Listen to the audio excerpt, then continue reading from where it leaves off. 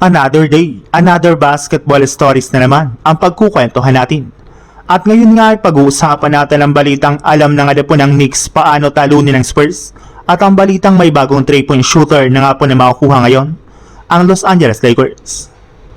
Katulad nga po ng naibalita ko sa inyo, dihado nga pang New York Knicks sa kanilang serye laban sa San Antonio Spurs.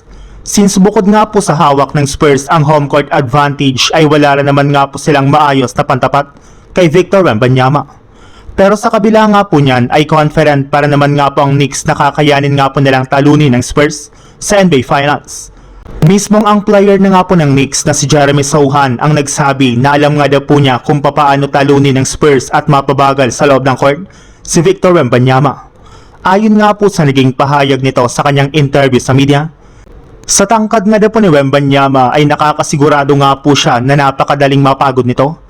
Since kailangan lang naman nga po nilang bigyan ito ng ibang mga klaseng tira at physikalin ito sa kanilang bakbakan. Bukod rin nga po dyan, dapat rin naman nga pong bilisan ng Knicks ang tempo ng kanilang laro sa pamamagitan ng paggawa nila ng mabilisang fast break.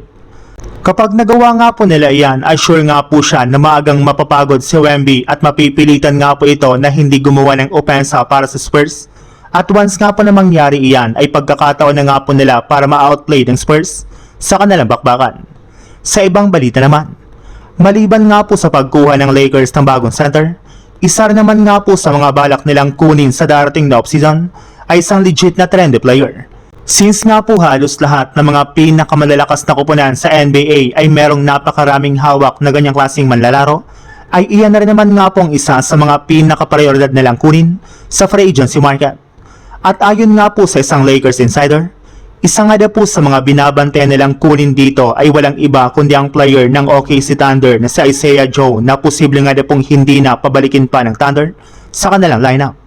Balak na rin naman nga po ng OKC na magtanggal ng players para maisaayos ang kanilang cap space at isa nga po si Isaiah Joe sa mga posibleng tanggalin ng kanilang kupunan.